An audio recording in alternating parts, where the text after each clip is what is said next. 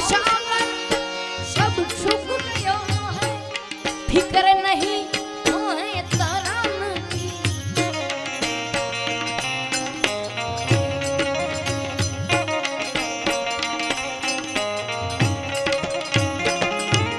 भव सागर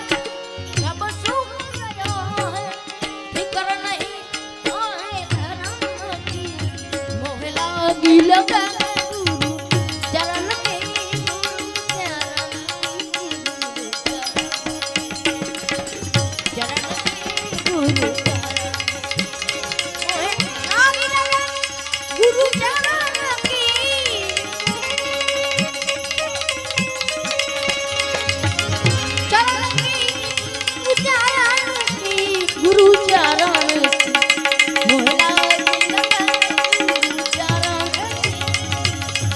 चरण